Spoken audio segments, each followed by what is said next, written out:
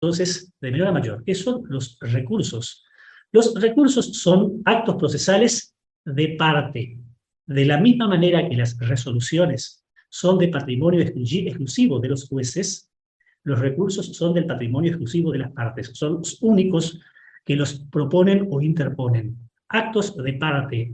A través de ellos, los recursos, el sujeto que resulta damnificado por una determinada resolución solicita que ese mismo juez que la dictó, o eventualmente que otro juez de jerarquía superior revise esa decisión, pudiendo el revisor modificarla total o parcialmente. ¿Se entiende? Cuando la sociedad maduró y cuando la sociedad logró discernir, separar, esto es de Dios y esto otro es del César, esto es humano y esto es metafísico, entonces nacieron históricamente los recursos. Cuando se entendió que la administración no quedaba en manos de Dios, sino de hombres, dijeron, hay que prever mecanismos de revisión. ¿Se entiende? El éxito de un recurso depende de superar dos controles, dos juicios, dos barreras. El primer control o juicio se llama de admisibilidad. La admisibilidad depende de la forma. Un recurso es admisible si cumple ciertos requisitos que veremos a continuación. Si el recurso reúne esos requisitos de forma, llamados de admisibilidad, significa que el recurrente, escuchen la denominación, recurrente, es el sujeto que interpone el recurso. Ese sujeto que pide la revisión de la resolución se llama recurrente. Y la resolución que se impugna se llama recurrida. Entonces, que el recurrente cumpla con los requisitos formales o de admisibilidad no significa que ganó. Significa simplemente que a continuación el tribunal se va a sentar a examinar el fondo. El fondo tiene que ver con la razón. Tiene que ver con convencerlo al juez en punto a que la resolución impugnada fue dictada con error. Son dos controles. El primero de forma. Si no se cumplen los requisitos de forma, el juez te baja la persiana y anda a llorarle a Gardel. Jodete por torpe o jodete por bruto. Si tu recurso no cumple esos requisitos, precluyó. El juez te lo declarará inadmisible de mérito, de fundabilidad o procedencia. A ver si lo convencemos de que tenemos la razón. A ver si lo convencemos de que la resolución recurrida fue dictada con error, con arbitrariedad o con violación de la ley. ¿Nos entendimos? Juicio primero de admisibilidad meramente formal y juicio eventual sucedáneo segundo de mérito, fundabilidad o procedencia que tiene que ver con el fondo, con la sustancia, con la razón. Admisibilidad. Se los llama generales de admisibilidad porque todos los recursos, a partir de la próxima clase ingresaremos a estudiar los recursos en particular, pero todos los recursos de aclaratoria, de revocatoria, apelación, queja, extraordinario, todos deben cumplir estos requisitos que examinaremos seguidamente y por eso se los llama comunes o generales. ¿Cuáles son? Primero, a través de recursos únicamente se impugnan resoluciones, no otros actos del proceso. Si el acto del proceso que yo quiero impugnar no es una resolución, entonces el recurso no es la herramienta idónea. Ejemplo, y en el ejercicio de su competencia jurisdiccional. O sea, resoluciones que son dictadas en el marco de un proceso judicial. ¿Hasta aquí? Segundo requisito, la legitimación. Para poder recurrir hay que ser parte. El que no es parte del proceso no tiene vela en ese entierro. No tiene legitimación. Solamente puede recurrir el actor y el demandado. Eventualmente también los terceros que hayan intervenido en el proceso. Nosotros hemos estudiado por ella. Le confía también potencialidad recursiva a ciertas personas que no son parte ni terceros intervinientes.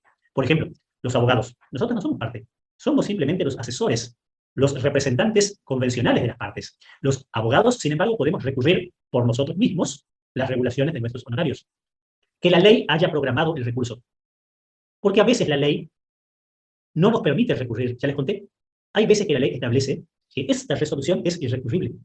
Y si es irrecurrible, aquí en el grado vamos a tenernos a la norma general. Si es irrecurrible, lo irrecurrible es igual a no admite ningún recurso. Que la ley haya programado el recurso. Y segundo, que el recurso que se interpone sea el apropiado, dependiendo del tipo de resolución recurrida. Que la ley programe el recurso y que el recurso que proponga sea el adecuado. A ver, para que se entienda esto y utilizando una comparación con otra disciplina. Tiene que ser resolución, tiene que emanar un juez y haberse dictado en el marco de un expediente judicial. El que plantea el recurso debe ser parte, eventualmente un tercero interviniente. Pero además la ley tiene que programar el recurso, permitirlo, no prohibirlo. Y el recurso que se interponga debe ser adecuado dependiendo del tipo o la naturaleza de la resolución recurrida. Siguiente requisito general, plazo y forma. Declaratoria, revocatoria, 3 días, apelación 5 días, queja 5 días, recursos extraordinarios 10 días. Ese es el plazo. Y la forma. Casi todos los recursos, no todos, veremos, pero por regla, todos los recursos se interponen por escrito. A título de excepción, se interponen verbalmente los recursos contra resoluciones que se dictan en una audiencia. La solución ha sido dictada con error, habrá que identificar cuál es el error, habrá que contarle entonces al juez cuál es la solución correcta con arreglo al ordenamiento vigente. ¿Se entiende? La regla, entonces, es que los recursos se interponen por escrito y fundados. También habrá excepciones, lo veremos, utilidad formal, el agravio. Para que un recurso sea admisible, el sujeto que lo plantea debe sufrir un agravio. ¿Qué significa agravio? Significa que la parte tiene que padecer un perjuicio real y concreto. Si la parte no sufre ningún perjuicio real o concreto, entonces no hay agravio. Vamos al terreno de los tribunales. Lo tengo en línea a Agostina Martínez. Agostina es acreedora, o dice serlo. Agostina me ha demandado a mí. Dice que yo le debo 1.000.000 de pesos y demanda el cobro de esa deuda. Contra Agostina yo opuse 2 defensas. Síganme el ejemplo. Yo opuse 2 defensas. La primera defensa dice, el crédito de Agostina ya prescribió. La prescripción es mi primera defensa. La segunda defensa es, a todo evento, yo le pagué a Agostina, y este es, una modificación, el recibo pertinente. 2 defensas, pago y prescripción. El juez, en su sentencia, dice así, cuento plazos y la acción no está prescrita. Así es que la defensa de prescripción la rechazo, dice el juez. Sin embargo, probada la autenticidad del recibo, el pago está aprobado. Si hay pago, la obligación se extinguió. Y por consiguiente, la demanda debe ser rechazada en todo. ¿Por qué? Porque se pagó. Si la demanda es rechazada en todo, también las costas serán en todo impuestas al actor Agostina Martínez. ¿Entienden la solución del caso? De lo que depende que un recurso sea admitido. De eso depende que a continuación el juez entre a estudiar el fondo. La resolución recurrida debe provenir de un juez siempre que haya sido dictada en un expediente judicial. Tiene que haber sido propuesto por quien es parte, eventualmente por sujeto interviniente, tercero interviniente. El recurso tiene que haber estado programado, no prohibido por la ley, y el que se proponga, el recurso que se interponga, tiene que ser adecuado en función de la naturaleza de la resolución recurrida. Hay que plantearlo en el plazo que la ley establece y en la forma que la ley ha previsto. Y por último, hay que invocar y, por supuesto, comprobar que sufre un agravio real y concreto. Sin agravio no hay recurso. El punto tiene que ver con los efectos que produce la interposición de los recursos. El solo hecho de presentar un recurso, produce consecuencias jurídicas. Y esas consecuencias, las más importantes, son las siguientes. En primer lugar, interpuesto el recurso, eso obsta, evita la formación de la cosa juzgada. Ese es el primer efecto. Porque significa que no puede ser atacada, no puede ser impugnada. Y como no puede ser atacada ni impugnada, tampoco puede ser modificada. Es inimpugnable, y por aquello mismo, porque es inimpugnable, es también inmutable. Pues bien, una sentencia hace cosa juzgada cuando, primera hipótesis, en 2 casos, cuando queda consentida o cuando queda ejecutoriada. Es consentida cuando la resolución no ha sido recurrida en tiempo oportuno. Ejemplo, tenía 5 días para apelarla y yo no la apelé. El día 6, después de vencido el plazo de gracia, la resolución quedó firme, porque venció infructuoso el plazo para plantear recurso. Entonces, dicho lo mismo, pero al revés. Si yo planteé el recurso en tiempo y forma, evité, por el presentar, el primer efecto entonces que provoca la interposición del recurso es evitar, impedir, obstar que esa resolución de recurrida haga cosa juzgada. El segundo efecto que produce es que impide que el derecho patrimonial proveniente de esa resolución, el derecho patrimonial proveniente de la resolución recurrida, se incorpore al patrimonio del beneficiario. Nosotros hemos estudiado para el primer parcial la garantía de la inviolabilidad de la propiedad. La garantía de la inviolabilidad de la propiedad estaba íntimamente vinculada a la cosa juzgada. Si una sentencia de contenido patrimonial quedaba firme, los derechos que de esa sentencia dimanaban quedaban para siempre incorporados al patrimonio del beneficiario, para siempre. Y nadie podía en adelante mutar la sentencia porque implicaría violar la inviolabilidad de la propiedad. La cosa juzgada y la garantía de la inviolabilidad de la propiedad están íntimamente conectadas. Entonces, si la resolución por recurrida no hizo cosa juzgada, porque tampoco hizo cosa juzgada, los derechos que de la resolución dimanan no han quedado, al menos por ahora, definitivamente incorporados al patrimonio del sujeto beneficiado. ¿Se entiende? ¿Sí? ¿Qué otro efecto? Casi siempre, no siempre, pero en la mayoría de los casos, la interposición del recurso suspende, paraliza el cumplimiento o la ejecución de la resolución recurrida. Ejemplo, hay por lo menos 5. Si yo les pregunto en el parcial sobre los efectos que produce la interposición del recurso, este tema está bien respondido. Si ustedes saben, 3. El que no sabe 3 efectos, el punto no está satisfecho. Los límites que tiene el juez, poderes y límites que tiene el juez del recurso, el juez que tiene que resolver el recurso. De todos esos límites vamos a estudiar 2. Y esos 2 se expresan a través de una denominación latina. Uno dice así: tantum devolutum quantum appelliatum. Repito. Tantum, termina con M de Marcelo, tantum, todo termina con M. Tantum devolutum quantum appelliatum. Del latín al castellano significa lo siguiente: tanto te contesto en la proporción de tu protesta, tanto te contesto en la medida de tu protesta. ¿Qué significa esto? Significa que el juez del recurso solamente revisa lo que ha sido objeto concreto y específico de impugnación. Lo que no se impugnó quedó consentido, y si quedó consentido, quedó firme. Lo que quedó firme ya hizo cosa juzgada. El Tribunal de Recursos no lo puede revisar. No puede revisar lo otro, porque revisar lo otro implicaría violar la cosa juzgada, su inmutabilidad y por aquello mismo la garantía de la inviolabilidad de la propiedad. ¿Se entiende? Esto significa tantum de volutum. Es una limitación del Tribunal de Recursos. Usted, señor juez del recurso, no puede revisar lo que se le canta. Solamente puede revisar lo que en específico y concreto ha sido materia de agravio, de protesta. Reformatio impejus se escribe. Reformatio, espacio in, espacio pejus. Se pronuncia reformatio impeius. ¿Qué es la reformatio impeius? Es la prohibición del juez del recurso de modificar una resolución en perjuicio del único recurrente. Si hay un único recurrente, el juez puede confirmar la recurrida o puede modificarla en beneficio del único recurrente, pero jamás en su perjuicio. Veamos un ejemplo. Por ella sobre teoría general. El concepto de los recursos, la justificación del recurso, los requisitos generales de admisibilidad, los efectos de la interposición del recurso y los poderes y límites del tribunal, todos no, solamente lo que hemos visto, reformatio impeius y tantum devolutum quantum appellatum. Por las dudas, porque la aclaratoria no tiene ese efecto. ¿Nos entendimos? Muy bien.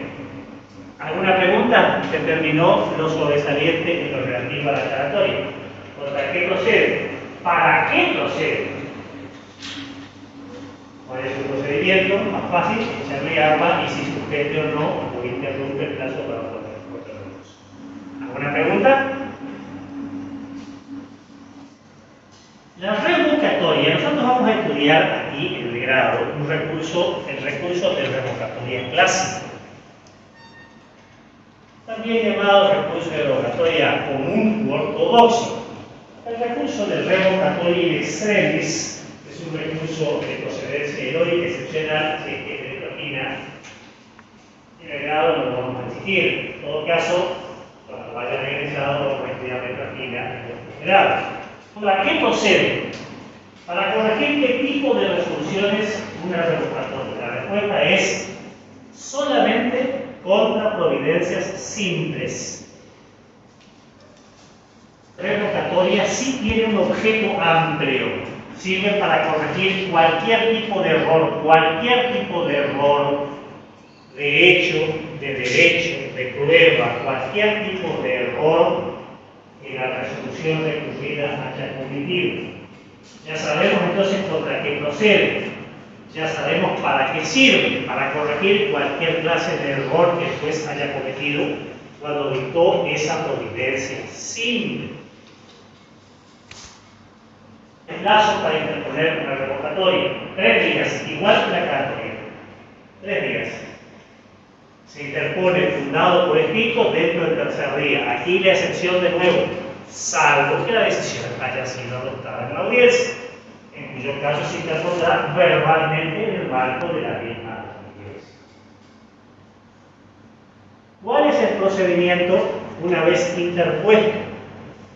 ¿El juez resuelve directamente o primero da traslado? La respuesta es depende. ¿De qué depende? Recurrida ha sido dictada de oficio, es decir, por el juez por su propia iniciativa sin que nadie lo solicite, o ha sido dictada por el juez a pedido de una sola de las partes, o ha sido dictada a pedido de la parte recurrente, la parte que propone el recurso, el juez resolverá sin traslado. Ha sido dictada a raíz o como consecuencia de una presentación de la otra parte, distinta de la que presenta el recurso, el juez antes de resolver dará traslado por 3 días a esa otra parte. A la demanda. Respecto de esa subpresentación, el tribunal, el juez provee lo siguiente: téngase por contestada la demanda fuera del plazo. Lo que significa en criollo tan equivalente a no contestar la demanda, porque lo que se hizo fuera de plazo resulta procesalmente inadmisible. Perfecto. Según mi interpretación, su contestación es tempestiva, se hizo en tiempo oportuno. Yo me comí que el lunes era feriado y lo consulté el lunes como un día hábil. ¿Bien? Vas a plantear recurso. ¿Cuál es el recurso? Revocatorio. ¿Por qué? El recurso se resolverá sin traslado. ¿Por qué? Porque el registro está con evidencia a raíz de una presentación tuya. ¿Quieres respetar la demanda? El tribunal dice: téngase por contestada a la demanda en tiempo y forma. Para el tribunal, vos contestaste en plazo y en forma. El actor cuenta los plazos y dice: no, el juez se equivocó. La contestación es tardía y el que plantea el recurso es el actor. Aquí el recurso debe sustanciarse. La aclaratoria, la amplitud era respecto del tipo de resolución. Disparaba contra cualquier tipo de resolución, pero su objeto era limitado. Solo servía para corregir 3 vicios o déficits. En cambio, una revocatoria procede contra solo revocatorio, solo providencia simple, pero su objeto es amplio. Corrige. Tercer recurso, apelación. La apelación solamente procede al menos por principio contra sentencias. Y las sentencias cuantitativamente son inmediatamente pocas. Un expediente tiene una sola sentencia definitiva. Y a veces puede no tener ninguna sentencia interrogatoria. Revocatoria y carrera son fáciles y sin embargo son más numerosos de tiempo. Tercero, lo que es el modelo de referencia. Aclaratoria y revocatoria tenían un común denominador. El común denominador era que el juez que resolvía la aclaratoria y la revocatoria era el mismo juez que había dictado la resolución del juez. Son entonces recursos de instancia única. No requieren de un juez de jerarquía superior, de un peldaño superior. La apelación, en cambio, ya es un recurso de instancia múltiple, porque supone un juez inferior, el juez de la primera instancia, que es el que dicta la decisión. Interpuesto el recurso, el recurrente pide que esa resolución, la dictada por el juez de primera instancia, sea revisada ya por otro juez, que tiene una jerarquía superior y una función revisora que es la Cámara de Apelaciones. Entonces, para que exista el recurso de apelación, la ley tiene que haber programado un sistema procesal de instancia múltiple. Hasta aquí estamos conceptualmente. Recurso a través del cual el sujeto ratificado por una decisión de primera instancia solicita que esa sentencia de decisión de primera instancia sea revisada por un tribunal de segundo grado, y ese tribunal de segundo grado podrá confirmar la decisión o revocarla total o parcial. Y la doble instancia no es una garantía constitucional. En todo caso, es una cuestión de política legislativa. Tiene dos características. Esas reglas generales que gobiernan el proceso y que se llaman tipos de sistemas tienen dos características. La primera característica es que no están establecidos por la Constitución. Tiene jerarquía constitucional. Los tipos de sistemas dependen de la política legislativa. Tipo procesal escrito o tipo procesal oral. Bueno, el legislador decide si tenemos un proceso escrito o tenemos un proceso oral. Es una cuestión que depende de la voluntad del legislador. Sistema procesal de instancia única, sistema procesal de instancia doble o de instancia múltiple. Tenemos apelación civil, comercial, laboral, contenciosa, aplicativa, tributaria, porque el legislador lo quiere. Es la mayor justicia. Porque los jueces de instancia única, primero, son humanos. Y como son humanos, se equivocan. Ese error de la equivocación por los jueces de instancia es muy frecuente. Y por 1000 razones. La razón más benévola, porque los jueces de primera instancia están sobrepasados por las leyes. Y entonces a veces en el sobrepaso terminan dictando decisiones que no son las más adecuadas, porque no han tenido tiempo suficiente de meditar la decisión, porque vemos que la apelación requiere un sistema de instancia múltiple. Y ya sabemos que la instancia múltiple en la Argentina existe en materia civil y comercial porque la ley así lo quiere, porque el Congreso así lo ha decidido. Y en paralelo, el Congreso, con esta mano que abre la entrada, pero con esta otra que la cierra, porque el Congreso también, por código procesal, establece tres grandes límites a la apelación. Primer límite, monto. Monto. Cada 2 años la Corte, el Código Procesal Civil y Comercial de la Nación, creo que dice 4.000 pesos, algo así. Se imaginarán que ese monto ya está hace rato.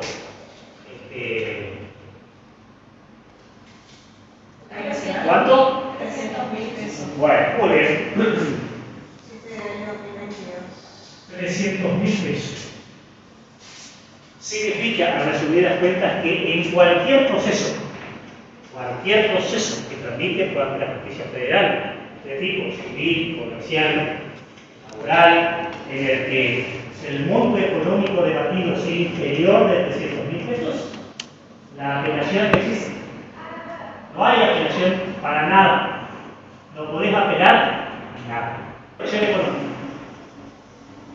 Segundo límite. Tipo de resolución. Hay ciertas resoluciones que son inapelables. Por ejemplo, las resoluciones sobre el pueblo.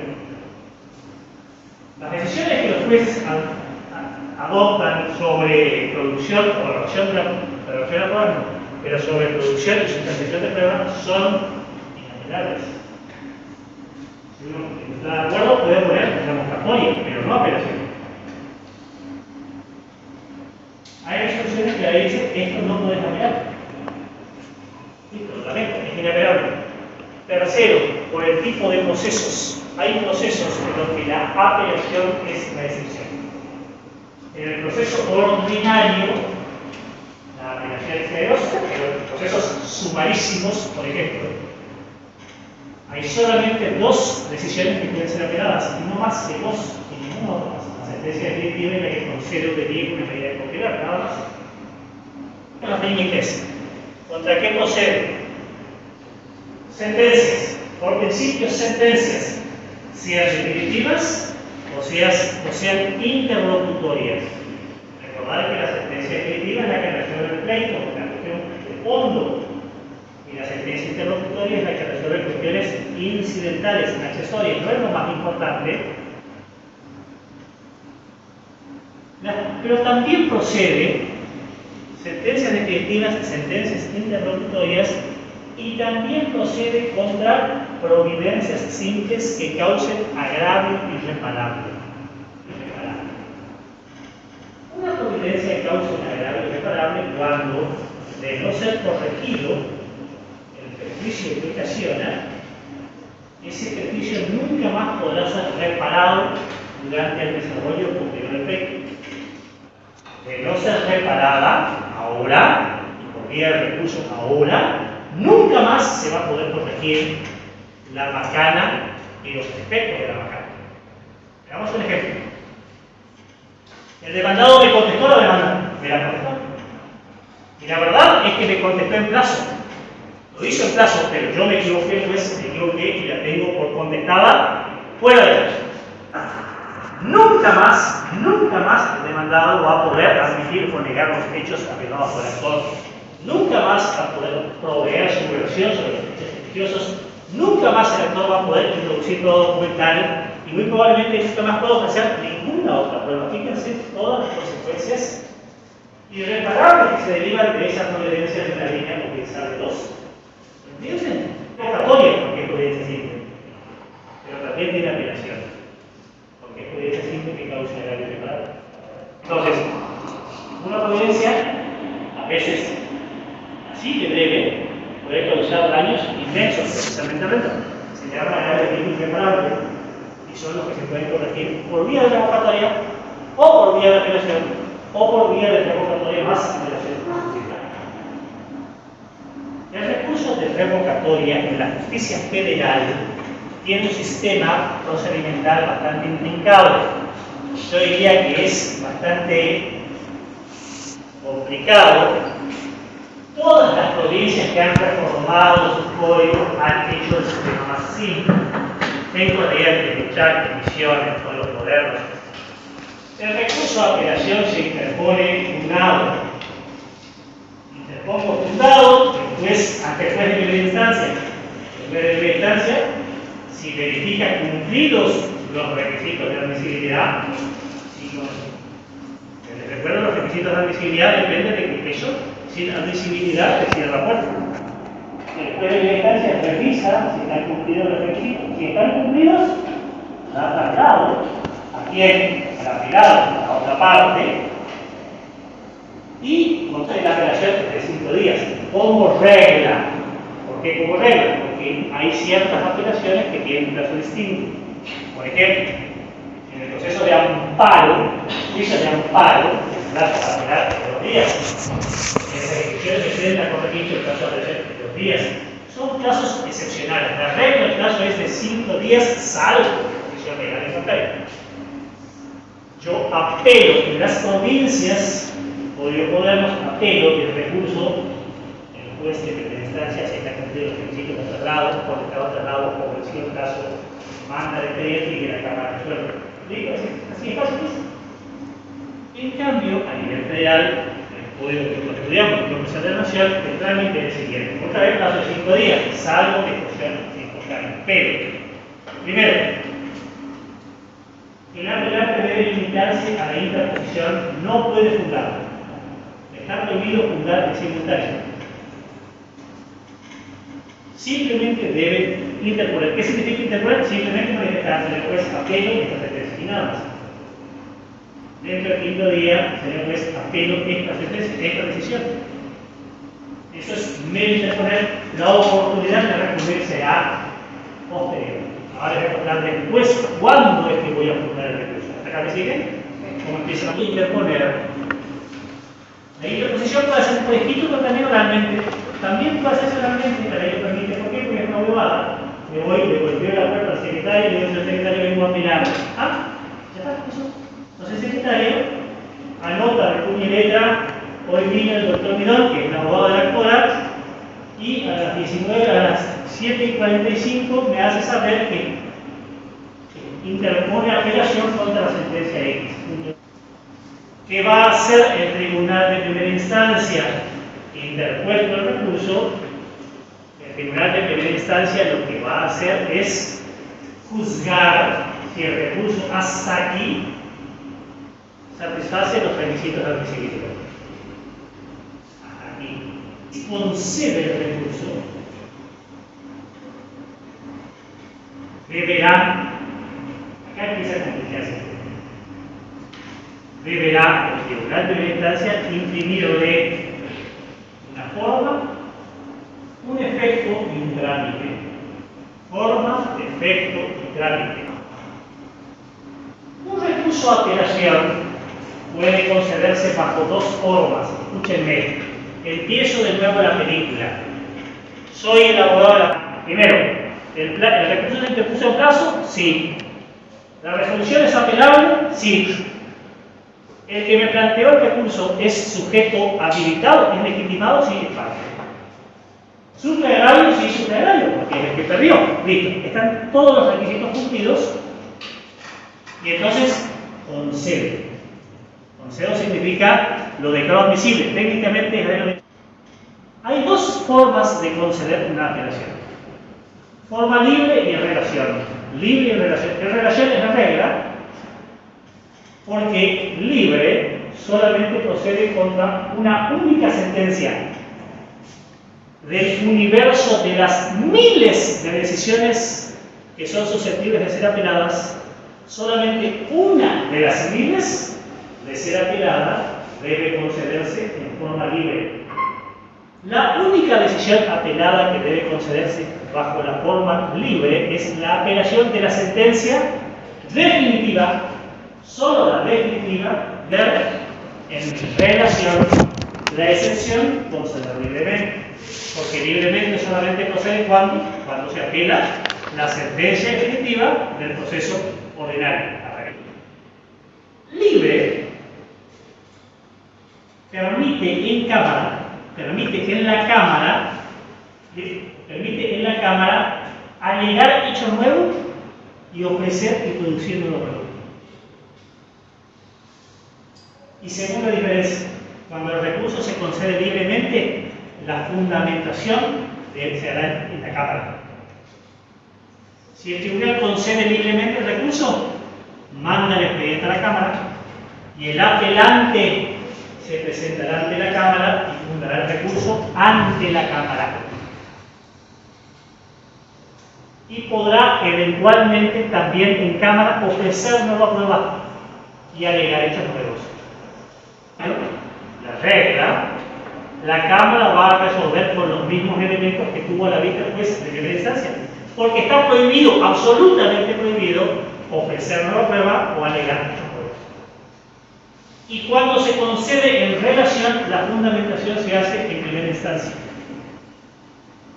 Concedido el recurso, el apelante debe, ante el juez de primera instancia de este quinto día, fundar el recurso. Si el tribunal lo concede, recordar que conceder depende de que el recurso cumpla los requisitos de admisibilidad. Cumplido los requisitos, lo concede. Y si concede, decide, ¿el blanco o negro es libre o es de relación? La regla es que es de relación. En el 99% de los casos es en relación. Porque libremente solo en un caso, cuando se apele la sentencia definitiva del proceso ordinario. Hasta aquí. Si concede libremente que es de excepción,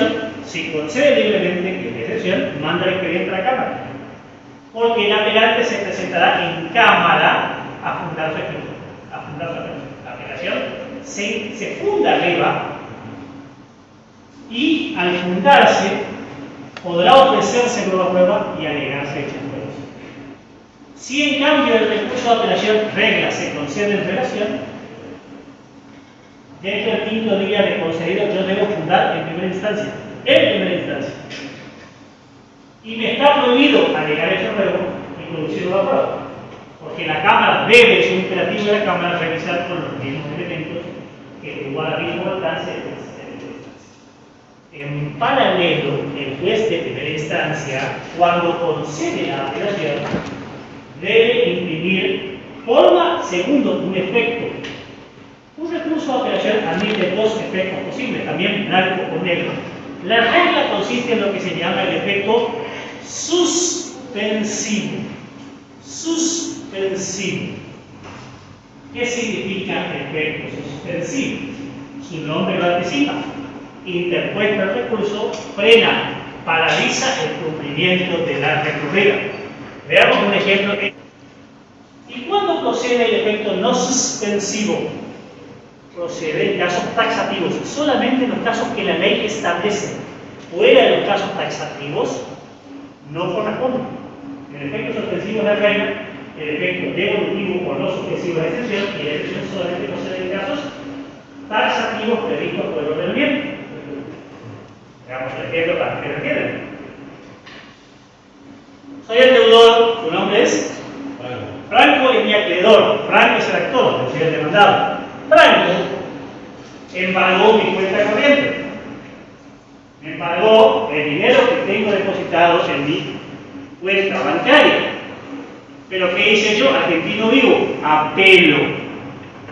Si la apelación tuviese efecto suspensivo, el embargo quedaría fijado. Y entonces, ¿qué haría yo vivo? Le saco hasta el último peso a la cuenta.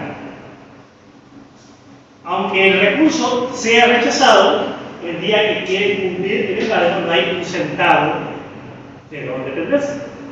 Para evitar esas trampas, las medidas cautelares, sin embargo, de ejemplo por excelencia, de ser recurridas, el recurso no suspende.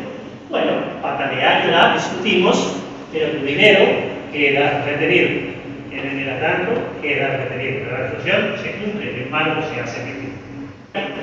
Sobre los efectos con que se concede el recurso de apelación, ustedes pueden llegar a decir lo siguiente. La apelación se concede bajo dos posibles efectos. El efecto suspensivo es la regla. Suspensivo, su nombre lo anticipa. Significa que la resolución apelada en el mientras tanto queda frenada, paralizada en sus efectos. Lo opuesto sería el efecto devolutivo. Significa que mientras tanto la resolución, aunque apelada, se cumple igual. Ahora, este segundo efecto, que es la excepción, solo procede en casos taxativos previstos por la ley. Hay por lo 12 situaciones previstas por la ley de modo taxativo. A mí me alcanza con que ustedes sepan 3 ejemplos. En sus manuales van a encontrar muchos. Extensivo, devolutivo, y por último, el juez tiene que definir qué trámite, si inmediato o diferido. ¿Qué significa? Inmediato, su nombre lo anticipa. Inmediato significa que ya mismo el expediente viajará a la Cámara, para que ya mismo la Cámara resuelva. A eso se le llama efecto inmediato, y es la regla. La regla es que, apelado a la decisión, cualquiera que sea, el trámite debe ser inmediato. La Cámara debe resolver en los tiempos más prontos posibles. Si el recurso, en cambio, se concede con trámite diferido, es la excepción, diferido, el expediente no va a viajar a la Cámara. No por ahora, va a esperar hasta que se dicte la sentencia definitiva. ¿Cuándo? Primera condición. Va a esperar a que se dicte la sentencia definitiva. Y solamente si se apela a la sentencia definitiva, solamente si se apela a la sentencia definitiva, segunda condición, el expediente va a viajar recién a la Cámara para que ambas apelaciones sean resueltas en simultáneo. A eso se llama efecto diferido. El diferido procede en casos taxativos previstos por la ley. Son 3. Así que acá, en sus manuales van a encontrarlos. Sí, les pido los 3. La apelación de las postas y horarios de los incidentes, la apelación en materia de hechos nuevos. Bueno, las apelaciones de juicio ejecutivo, a excepción de la sentencia ejecutiva. Bueno, esas son las 3 excepciones. Con 2 les espero, pero a condición de que me digan solamente el efecto diferido en casos taxativos previstos por la ley. Al menos 2 de los 3 ejemplos van, 2 de los 3 taxativos. La apelación de las postas, de la imposición de las postas o de los honorarios en los incidentes, solamente en los incidentes. Aquí, en códigos más modernos, por ejemplo, en corriente, en el nuevo código, el efecto diferido es de regla. Es la regla. Lo que se quiere evitar es que las chicanas de todo el tiempo te apelo. Pues, si te apelo todo el tiempo y efecto diferido, con cada te apelo te robo 8 meses. Eso hace que los recursos ordinarios para el grado, recurso declaratorio, revocatoria, aplicación, lo posterior que hemos tratado en clase. En una próxima clase vamos a estudiar a título ilustrativo el recurso extraordinario que